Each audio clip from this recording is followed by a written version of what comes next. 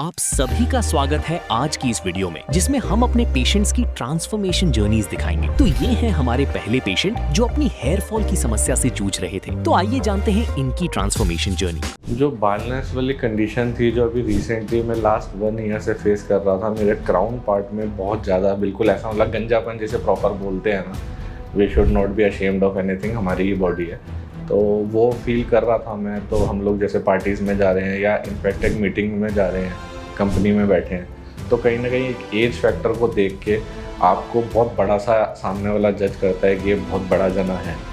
और my name is Chirag Arora, I am from Jaipur. This is my 5th PRP session. QST में मेरी जो expectations थी वो अभी अराउंड 70-75% फुलफिल हो चुकी हैं। ये मेरा 5th PRP सेशन है, तो अभी 20 से 25 दिन लगेंगे इस सेशन में जो ग्रोथ और आएगी, ये चीज़ें फुलफिल होंगी। और इस सेशन के बाद भी मेरे को ऐसा बोला गया है कि 1 से 2 महीने और लगते हैं डेंस होने में।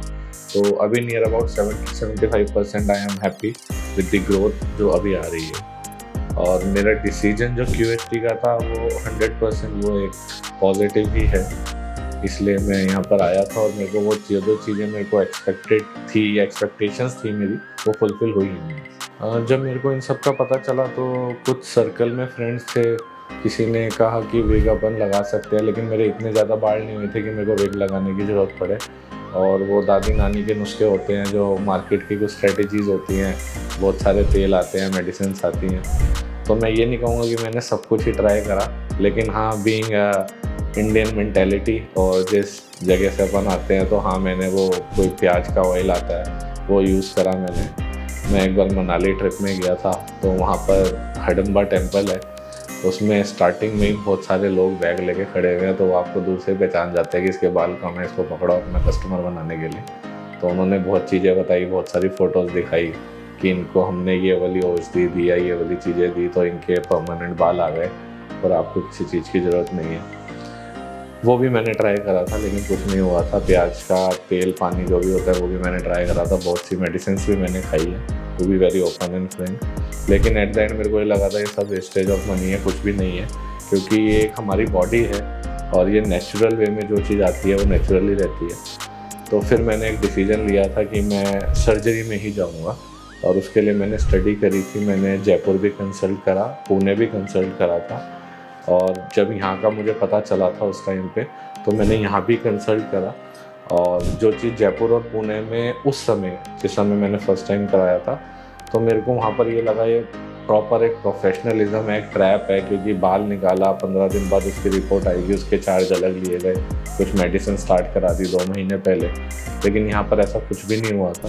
इन्होंने हेयर लाइन ड्रॉ करी, इन्होंने बताया कि मिनिमम टू मैक्सिमम इतने क्राफ्ट्स लगेंगे आपके, और मेरे को बहुत शॉर्ट और बहुत स्मूथ प्रोसेस लगा यहाँ का। दूसरा, एक फैमिली एनवायरनमेंट था, मेरा होम टाउन है, तो इसका एक प्लस पॉइंट था मुझे कि एक होता है कि आप अपने घर से जुड़े हैं तो शायद गलतियाँ नहीं होगा, तो इसलिए मैंने प्रेफर्ड QST को करा। इसलिए मैं जयपुर से यहाँ पर आके मैंने अपनी सर्जरी करा। जो बालनेस वाली कंडीशन थी जो अभी रिसेंटली मैं लास्ट 1 ईयर से फेस कर रहा था, मेरे क्राउन पार्ट में बहुत ज़्यादा बिल्कुल ऐसा मतलब गंजापन जिसे प्रॉपर बोलते हैं ना, we should not be ashamed of anything, हमारी ही बॉडी है, तो वो फील कर रहा था मैं। तो हम लोग जैसे पार्टीज़ में जा रहे हैं या इनफैक्ट एक मीटिंग में जा रहे हैं, कंपनी में बैठे हैं, तो कहीं ना कहीं एक एज फैक्टर को देख के आपको बहुत बड़ा सा सामने वाला जज करता है कि ये बहुत बड़ा जना है। और एक अशेमनेस भी कह सकते हैं आप उसको। अगर कोई चीज़ इसको ओवरकम कर जाए तो लाइफ सबसे अच्छी हो जाती है। लेकिन हम जिस सोसाइटी में बैठते हैं, उठते हैं, तो एक होता है कि 30-32 ईयर्स में ही इतनी मतलब गंजापन आपका आ गया है, इतनी बार्डनेस आपकी आ गई है, तो वो कॉन्फिडेंस लूज़ करता है। और कॉन्फिडेंस जब लूज़ होता है तो आप सब कुछ ही लूज़ करने लगते हैं। भाई आप किसी पार्टी में जा रहे हैं तो आपको है कि हाँ, मेरी फ़ोटो ना बिल्कुल ऐसे आ जाए, किसी ने किसी और एंगल से ले ली तो वो दिखेगा मेरा, वो बहुत ज़्यादा होता है। आप प्रेफर करते हैं मैं सबसे पीछे ही रहूँ, मैं आगे ना रहूँ, आगे रहूँगा तो मेरा वो सेंटर पार्ट दिखेगा। तो वो सब एक कॉन्फिडेंस वाली बात है कि इंसान कॉन्फिडेंस लूज़ करता है इन चीज़ों से। हाँ, मेरे को बहुत ज़्यादा फ़र्क पड़ना शुरू हो गया था, और अभी तक कोई ऐसी सिचुएशन नहीं आई थी मैरिज वाली या कुछ इस तरीके से। तो ये भी था कि हो सकता है जब मैरिज वाला टाइम आए, या अब ऐसा होता है कि आपको एक पार्टनर चूज़ करना है, तो तब भी ये कॉन्सिक्वेंसेस शायद फेस करने पड़ जाए, क्योंकि हम मूवीज़ देख के अपने माइंड को सेटअप कर लेते हैं या और चीज़ों को देख के। तो वो भी मेरे माइंड में कहीं ना कहीं कंसर्न 2-3 थे। तो कहीं ना कहीं कॉन्फिडेंस बहुत ज़्यादा लूज़ मैं कर रहा था। तो मैंने सेल्फ डिसीजन लिया, चाहे कितना ही पेन होगा या कुछ भी होगा, मेरे को इस पे जाना ही जाना है। देखिए, अगर आप इसे आज की मार्केट के हिसाब से करते हैं कि कॉस्ट इफ़ेक्टिव है या नहीं है, तो आई थिंक ये depend, it's a personal thing, ये आपकी पॉकेट डिपेंड करता है और साथ ही साथ आपके कितने बॉन्डनेस है, कितनी हेयर लाइन लगने हैं, प्लांट होने हैं, उस पर है। मेरे एक्सपीरियंस के हिसाब से, अगर मेरे से क्वेश्चन पूछा गया है, मेरे एक्सपीरियंस के हिसाब से कॉस्ट इफ़ेक्टिव है, क्योंकि ये लाइफ लॉन्ग ड्यूरेबल है। आपको रेगुलर 3 महीने में, 6 महीने में जाके पैचेस चेंज नहीं करवाने हैं या उनके पैच नहीं लगवाने हैं, गम नहीं लगवाने। और फिर ये एक natural rough and tough procedure है। आप कैसे शैम्पू करेंगे, कुछ टाइम बाद हेयर करेंगे, नहीं करेंगे, वो आपकी चीज़ है। तो मेरे लिए मैंने 3-4 क्लिनिक्स या हॉस्पिटल्स को लाइंड अप किया था, उनको देखा था। मैंने पर्सनल प्रेफर QST को करा और मैं सेकंड टाइम यहाँ पर आया हूँ। तो मैं हाईली रिकमेंड करता हूँ कि आप आँख बंद करके, ट्रस्ट करके QST पे आ सकते हैं, क्योंकि इनकी टीम बहुत अच्छी है, सब कुछ हाइजीन है। As comparative to others they are cost effective also. और यहाँ पर जो एनवायरनमेंट आपको मिलेगा वो बहुत ही अच्छा मिलेगा। और मेरे रिजल्ट्स मैं आपसे शेयर कर ही रहा हूँ सारी चीज़ें, एज़ पर फोटोज़ वीडियोज़ आप वो चीज़ देख सकते हैं। तो for my personal recommendation I recommend QST, and just because not of cost effective, also they are having a good family environment, friendly environment. जैसे ही आप स्टेप इन करते हैं तब से लेके स्टेप आउट तक, चाहे उसमें रिसेप्शन है, मेडिसिन है, कैमराज हैं, वीडियोस हैं, डॉक्टर्स हैं, हर एक जना बहुत ही अच्छा है यहाँ पर। तो इसलिए I prefer QST। This is my 6 month result और मैं बहुत ज़्यादा हैप्पी हूँ अपने इससे, and I personally recommend QST and thank you QST।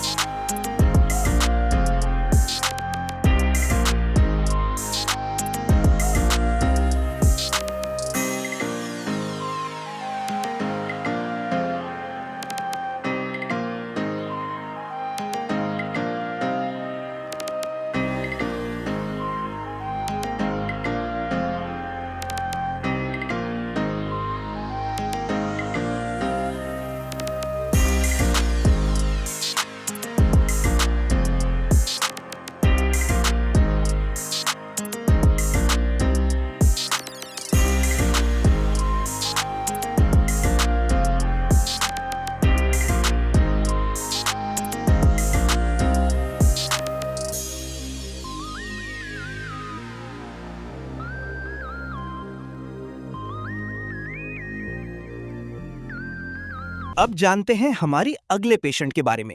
जो होप मैं लेके आया था उसके हिसाब से अभी रिज़ल्ट जो है वो धीरे धीरे दिख रहा है, मुझे शुरू हो रहा है। हेयर फॉल की जो प्रॉब्लम है ये करीब 10 साल पहले से मेरी स्टार्ट होने लगी थी, जब मैं कॉलेज डेज़ में था। मेरी जो हेयर ट्रांसप्लांट हुई है ये QST टेक्निक के थ्रू हुई है। यूथ जो हैं यहाँ पे अपना हेयर ट्रांसप्लांट करवा सकते हैं, वो भी नॉमिनल प्राइस में।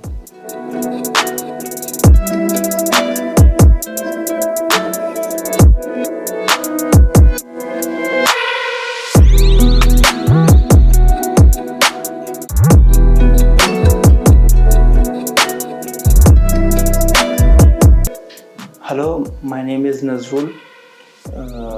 I'm 30 years of age from New Delhi. मेरा जो ये हेयर ट्रांसप्लांट हुआ था ये फरवरी में हुआ था और आज मेरा 4th PRP है। जो होप मैं लेके आया था उसके हिसाब से अभी रिज़ल्ट जो है वो धीरे धीरे दिख रहा है, मुझे शुरू हो रहा है।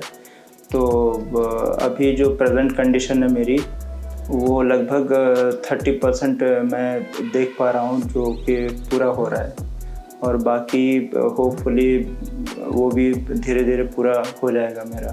हेयर फॉल की जो प्रॉब्लम है ये करीब 10 साल पहले से मेरी स्टार्ट होने लगी थी। जब मैं कॉलेज डेज़ में था तो तब से ये धीरे धीरे जो है हेयर फॉल स्टार्ट होने लगी थी मेरी।